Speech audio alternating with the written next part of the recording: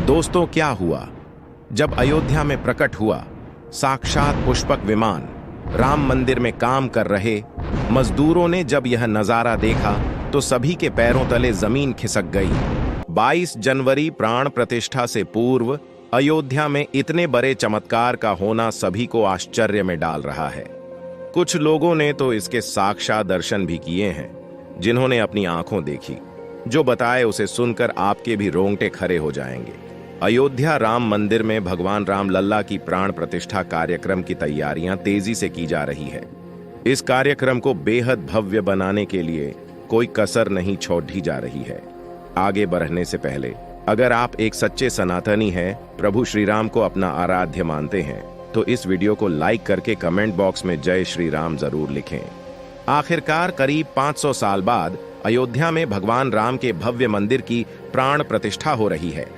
22 जनवरी 2024 की तारीख भारतीय इतिहास की सबसे अहम चंद तारीखों में शामिल होने जा रही है, जिसके लिए लाखों करोड़ों हिंदू महीनों, सालों या दशकों से नहीं बल्कि सदियों से इंतजार कर रहे थे। भगवान राम का भव्य मंदिर बनकर तैयार है, लेकिन 10 जनवरी की रात कुछ ऐसा चमत्कार हुआ जिसे देखकर सभी मजदूरों के होश उड़ गए। जब राम मंदिर के परिसर में कुछ अजीब सी पीली चमकती हुई चीज दिखाई दी, सुरेश नाम के एक मजदूर ने जब यह नजारा देखा तो उसने अपने साथियों को जगाना चाहा, लेकिन कोई भी उसके साथ नहीं आया। जब हिम्मत करके सुरेश राम मंदिर परिसर में पहुंचा तो वहां का नजारा बहुत चौंकाने वाला था, क्योंकि उसे वहां पर एक बहुत ही शक्तिशाली चमत्कार, एक विमान दिखाई दिया, जो दिखने में काफी सुशील और तेज गति से परिपूर्ण था, जिसका आकार मोर के समान था, जो कि राम मंदिर परिसर में पिछले क्षेत्र में उतर रहा था। लेकिन उस विमान को नियंत्रित कौन कर रहा था, ये समझ नहीं आ रहा था, क्योंकि विमान इतना तेज था कि सामान्य आंखों से नहीं देखा जा सकता था। लेकिन समझ में कुछ ऐसा आ रहा था मानो स्वयं साक्षात भगवान राम पुष्पक विमान के मार्ग पर मौजूद था और उसके साथ ही मंदिर निर्माण कार्य पूरा करने के लिए जा रहे थे। उसने सभी को रोककर रात्रि की सच्चाई बताई, लेकिन सभी उसकी हंसी उड़ा रहे थे। लेकिन सुरेश मन ही मन समझ चुका था कि प्रभु श्री राम अयोध्या आ चुके हैं। साक्षात पुष्पक विमान। कई बार देश के अलग अलग हिस्सों में अजीब सी विमान आकृतियां देखे गए हैं, जिनका संबंध कई बार तो एलियन के साथ जोर कर भी देखा जाता है। दोस्तों, रामायण सुंदरकांड के 7वें अध्याय के अनुसार यह विमान मोर की आकृति का था और अग्नि व वायु की ऊर्जा से हवा में उड़ता था। साथ ही यह ऋतुओं के अनुसार वातानुकूल था। पुष्पक विमान को हर कोई नहीं उड़ा सकता था। कहा जाता है कि इस दिव्य विमान को केवल वही उड़ा सकता था जिसने इसके संचालन के मंत्र को सिद्ध किया हो। लेकिन अयोध्या में पुष्पक विमान का प्रकट होना कलयुग का सबसे बड़ा चमत्कार है।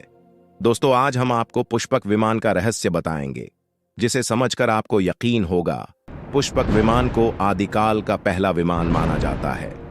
इस दिव्य विमान में रफ्तार और मार्ग समेत कई खासियत थी। इसी विमान में रावण माता सीता का अपहरण कर उसे लंका ले गया था।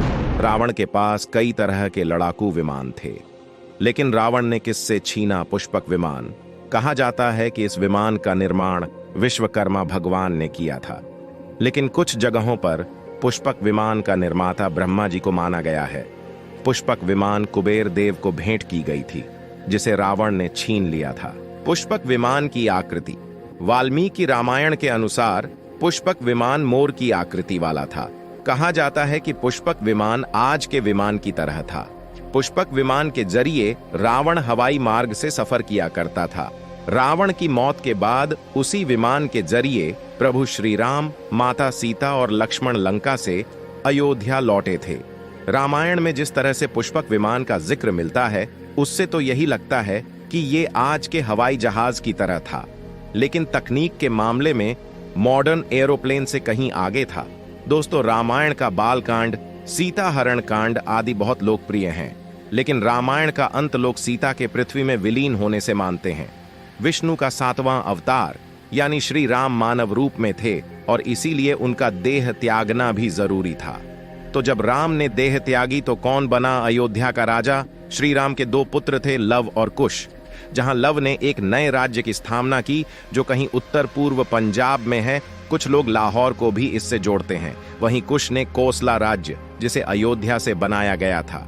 कुश राम जितने पराक्रमी राजा नहीं थे और असुर दुर्जया से युद्ध में ही उन्होंने मृत्यु प्राप्त की थी।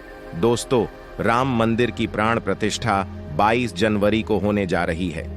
इस दिन से रामलल्ला की पूजा शुरू हो जाएगी। लेकिन आपको जानकर हैरानी होगी, नेपाल में भी कुछ विशेष लोगों को समारोह में आने का निमंत्रण दिया गया है, क्योंकि नेपाल को भगवान श्री राम का ससुराल कहा जाता है। इसके पीछे का रहस्य जानकर आपके भी होश उड़ जाएंगे, क्योंकि नेपाल एक समय पर जनकपुर धाम था, जहां के राजा थे राजा जनक और उनकी पुत्री मां सीता। पौराणिक कथाओं के अनुसार माता सीता अपने पुत्रों के साथ वाल्मीकि आश्रम में ही रहती थीं। जब भगवान श्री राम ने अश्वमेध यज्ञ का आयोजन किया तो उस यज्ञ में वाल्मीकि जी ने लव और कुश को रामायण सुनाने के लिए भेजा। राम ने दोनों कुमारों से यह चरित्र सुना। इसके बाद राम ने सीता को कहलाया कि यदि वे निष्पाप हैं तो यहां सभा में आकर अपनी पवित्रता प्रकट करें। वाल्मीकि जी माता सीता को लेकर सभा में गए। वहां सभा में वशिष्ठ ऋषि भी थे। सीता हाथ जोड़कर नीचे मुंह करके बोली, हे धरती मां, यदि मैं पवित्र हूं तो धरती फट जाए और मैं उसमें समा जाऊं। जब सीता ने यह कहा तब नागों पर रखा एक सिंहासन पृथ्वी फाड़कर बाहर निकला। सिंहासन पर पृथ्वी देवी बैठी थीं। उन्होंने सीता को गोद में बैठा लिया और सीता वहीं पद्म पुराण की कथा के अनुसार धरती में नहीं समाई थीं, बल्कि उन्होंने श्री राम के साथ रहकर सिंहासन का सुख भोगा था और उन्होंने भी राम के साथ में जल समाधि ले ली थी। दोस्तों, आज हम राम मंदिर को बनते हुए देख रहे हैं। यह हमारा सौभाग्य है। लेकिन इस भव्य राम मंदिर के बनने में कई हजारों करोड़ों सेवकों और राम भक्तों का बलिदान छुपा है। राम मंदिर एक महत्वपूर्ण हिंदू मंदिर है जो वर्तमान में भारत के उत्तर प्रदेश के अयोध्या में निर्माणाधीन है।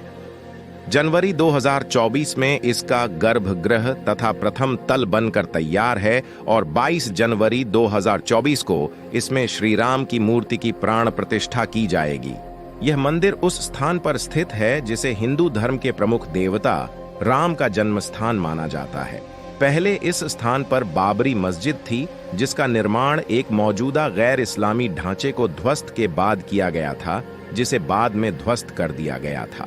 2019 में भारत के सर्वोच्च न्यायालय ने विवादित भूमि पर फैसला सुनाया, जिसमें कहा गया कि यह भूमि हिंदुओं की है जो इस पर राम मंदिर का निर्माण कर सकते हैं। मुसलमानों को मस्जिद बनाने के लिए जमीन का एक अलग टुकड़ा दिया जाएगा। अदालत ने साक्ष्य के रूप में भारतीय सर्वेक्षण ASI की एक रिपोर्ट का हवाला दिया, जिसमें ध्वस्त की गई बाबरी मस्जिद के नीचे एक गैर इस्लामिक संरचना की मौजूदगी का सुझाव देने वाले सबूत दिए गए थे। राम मंदिर के निर्माण की शुरुआत के लिए भूमि पूजन 5 अगस्त 2020 को किया गया था। वर्तमान में निर्माणाधीन मंदिर की देखरेख श्री राम जन्मभूमि तीर्थ क्षेत्र ट्रस्ट द्वारा की जा रही है। अयोध्या में भगवान राम का मंदिर बनकर लगभग तैयार है। मंदिर का उद्घाटन 22 जनवरी 2024 को इसका उद्घाटन प्रधानमंत्री नरेंद्र मोदी करने वाले हैं। दोस्तों, आपकी श्रद्धांजलि नीचे कमेंट बॉक्स में जरूर दीजिएगा। कोई भी बात अच्छी लगी हो तो लाइक जरूर करें और चैनल को सब्सक्राइब करके बेल आइकन को प्रेस जरूर करें। हम फिर मिलते हैं आपसे एक ऐसी ही ज्ञानवर्धक वीडियो को लेकर। तब तक के लिए जय श्री राम।